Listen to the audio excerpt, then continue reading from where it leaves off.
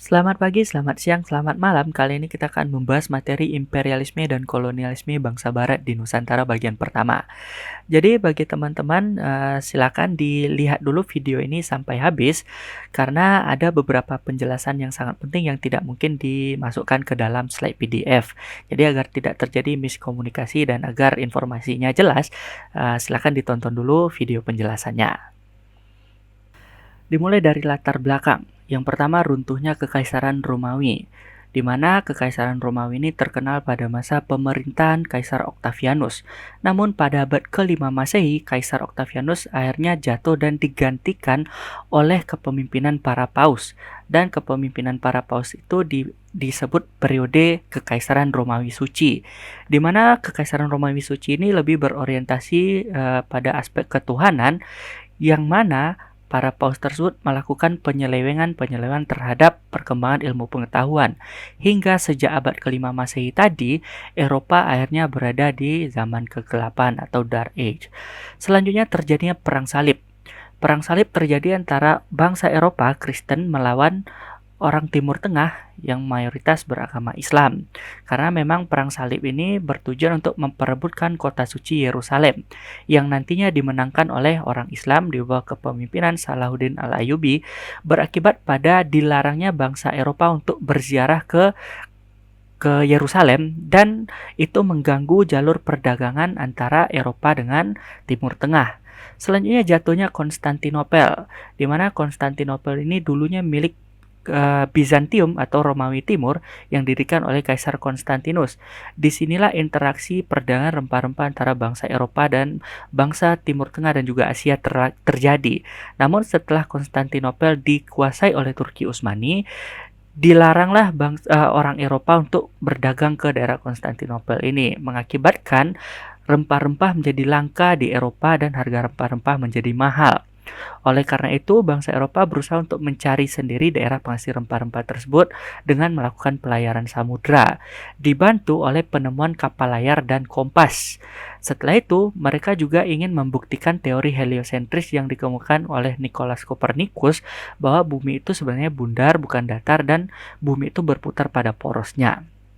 Selanjutnya, apa tujuan dari datangnya bangsa Eropa ke Nusantara? Yang pertama, Reconquista. Reconquista ini maksudnya menguasai kembali wilayah yang sebelumnya dikuasai oleh orang Eropa dan direbut oleh orang Islam. Jadi mereka berusaha merebut kembali wilayah-wilayah tersebut, yang nantinya dilanjutkan oleh semangat 3G, Gold, Glory, Gospel. Gold emas mencari kekayaan, Glory kejayaan, dan Gospel menyebarkan agama Nasrani. Jadi 3G ini sering disebut sebagai imperialisme kuno, di mana mereka memperluas wilayah kekuasaan sekaligus menyebarkan agama Nasrani. Inilah perkembangan imperialisme dan kolonialisme yang akan dibahas di materi ini. Kita lanjut ke awal kedatangan bangsa Barat. Ada banyak penjelajah samudera yang berasal dari Eropa seperti Marco Polo, Bartholomeus Dias, dan lain-lain. Namun yang akan ditampilkan adalah yang berhubungan dengan materi ini. Seperti Vasco da Gama yang berhasil sampai di India pada tanggal 20 Mei 1498, tepatnya di daerah Kalkuta. Lalu Vasco da Gama nanti mengutus Diego Lopez de Sequeira ke Malaka pada tahun 1509 untuk menjalin hubungan dan melakukan perdagangan. Namun kedatangan Lopez de Sequeira tidak disambut baik oleh Kesultanan Malaka karena dianggap berbahaya atau mengancam. Karena orang Portugis membawa slogan 3G, Gold, Glory, Gospel. Selain berdagang dan berusaha memonopoli perdagangan rempah-rempah di sana, si Lopez de Sequeira ini dianggap juga menyebarkan agama Nasrani. Akhirnya diusir. Oleh karena itulah nanti Portugis mengutus Alfonso Albuquerque untuk menaklukkan Malaka, dan itu terjadi pada tahun 1511. Setelah itu, Alfonso de Albuquerque mengutus Francisco Serrao ke Maluku, karena Maluku itu terkenal sebagai pulau rempah, dalam bahasa Inggris Spice Island ya. Namun pada tahun 1512 itu Francisco Serrao berhadapan juga dengan orang Spanyol yang juga sudah sampai di sana, seperti Sebastian del Cano dan beberapa pelaut Spanyol lainnya. Berakibat pada ikut campurnya Francisco Serrao nantinya dalam konflik yang terjadi di Maluku antara Ternate dan Tidore. Selanjutnya, Cornelis de Houtman yang sampai di Banten pada tahun 1596. Perlu kita cermati juga kenapa Cornelis de Houtman, orang Belanda, akhirnya bisa sampai di Banten. Sebelumnya di Eropa, Belanda itu melakukan perdagangan di daerah Lisabon atau Lisboa, ibu kota Portugis.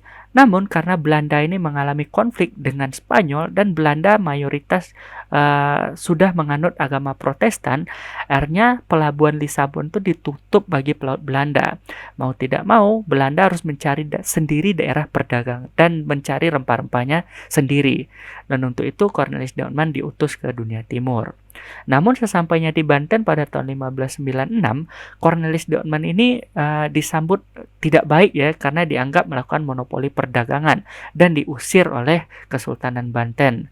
Hingga akhirnya nanti sesampainya di Belanda, Raja Belanda waktu itu bernama Maurits membentuk sebuah perusahaan dagang yang bernama Verenigde Oost-Indisch Company dengan cara mengumpulkan orang-orang kaya yang jumlahnya ada 17 orang waktu itu di Amsterdam. Lanjut ke slide berikutnya, yaitu VOC yang berdiri pada tahun 1602 hingga nanti tahun 1799. Latar belakang berdirinya dibentuk agar tidak terjadi persaingan sesama pedagang Belanda dan tujuannya menguasai pelabuhan-pelabuhan penting, memonopoli perdagangan rempah-rempah dan menyaingi EIC, East Indies Company milik Inggris. Informasi penting tentang VOC itu memiliki hak oktroy, yaitu hak istimewa, di mana VOC yang hanya sebuah perusahaan bisa memiliki mata uangnya sendiri, mengadakan perjanjian, mengangkat dan menurunkan pegawai, membuat benteng, memiliki tentara, dan lain-lain. Lalu dimiliki oleh Heren 17. Seperti yang sudah dijelaskan tadi, Pangeran Maurits dari Belanda mengumpulkan orang-orang kaya di Belanda waktu itu di Amsterdam ya. Waktu itu kebetulan jumlahnya 17 orang dan merekalah yang bertindak selaku komisaris. Jadi VOC itu bisa berdiri atas dana dari Heren 17 ini. Namun VOC itu nanti dipimpin oleh seorang gubernur jenderal sebagai perwakilan Heren 17 di daerah jajahan nantinya. Gubernur jenderal VOC yang terkenal selain Peter Both ya juga ada Jan Pieter Zoon-Koon. Nah, kantor cabang VOC pertama di Nusantara itu berada di Kepulauan Maluku, namun nanti dipindahkan ke Batavia oleh Gubernur Jenderal yang bernama J.P. Koon tadi. Apa saja yang dilakukan VOC selama berkuasa di Nusantara? Ada Hongitochten. Hongitochten ini adalah mencari rempah-rempah di Kepulauan Maluku menggunakan perahu-perahu kecil yang disebut perahu kora-kora. Lalu ekstirpasi. Ekstirpasi itu adalah pemusnahan rempah-rempah. Kenapa harus dimusnahkan? Untuk menjaga harga pasar. Hukum ekonomi, jika banyak barang maka harganya murah, jika barang itu sedikit maka harganya mahal. Lalu verplice leveranti. Verplice leveranti itu adalah serah wajib sebagai pengganti pajak dan kontingenten. Kontingenten itu serah wajib berupa pajak yang sudah ditetapkan jenisnya. VOC ini dibubarkan pada tanggal 31 Desember 1799 karena berbagai faktor. Yang pertama, Belanda pada tahun 1795 berhasil dikalahkan oleh Perancis di bawah kepemimpinan Napoleon Bonaparte. Nanti Napoleon Bonaparte mengangkat raja baru di Belanda, yaitu adiknya sendiri yang bernama Louis Napoleon. Hingga akhirnya tidak ada kontrol dari Belanda terhadap VOC yang berkegiatan di Nusantara, mengakibatkan banyak pegawai VOC dianggap melakukan tindakan korupsi hingga hutang dari VOC itu menumpuk, dan karena itulah VOC dibubarkan pada tanggal 31 Desember 1799. Setelah itu pemerintahan di Nusantara dipegang oleh Herman Willem Daendels 1808 hingga 1811. Perlu diketahui, Herman Willem Daendels walaupun memiliki darah Belanda, dia memerintah sebagai gubernur jenderal di Hindia Belanda diangkat oleh Louis Napoleon, adik si Napoleon Bonaparte tadi. Jadi secara tidak langsung kita pernah dijajah oleh Perancis. Tugas utama dari Herman Willem Daendels adalah melindungi Pulau Jawa dari serangan Inggris. Bisa dilihat ini dia ilustrasi dari Herman Willem Daendels. Setelah itu apa saja kebijakan Herman Daendels di sini? Membagi Jawa menjadi 9 wilayah atau prefektur, melaksanakan sistem direct rule, di mana para bupati itu diangkat sebagai pegawai pemerintah, lalu melakukan kerja rodi dengan cara membangun jalan dari Anyer ke Panarukan atau disebut Jalan Raya Pos.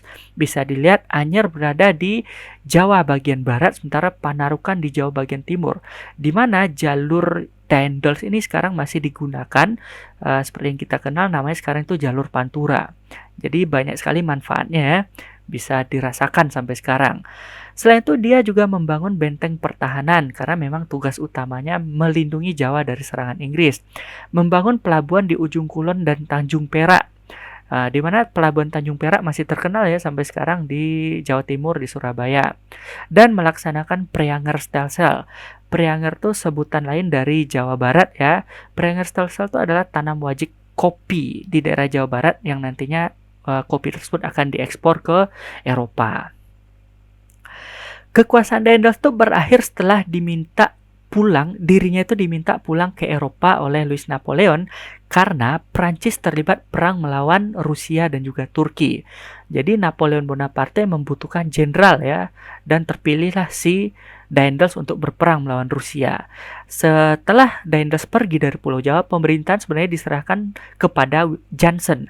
Namun Jansen itu tidak berhasil mempertahankan Pulau Jawa, hingga akhirnya terjadi kapitulasi Tuntang pada tanggal 18 September 1811 yang ditandatangani oleh Jansen dan Samuel Aremuti dari Inggris, di mana isinya Jawa, Madura, dan semua pangkalan Belanda menjadi milik Inggris. Ini harusnya huruf besar ya B-nya. Lalu tentara Belanda menjadi tawanan Inggris.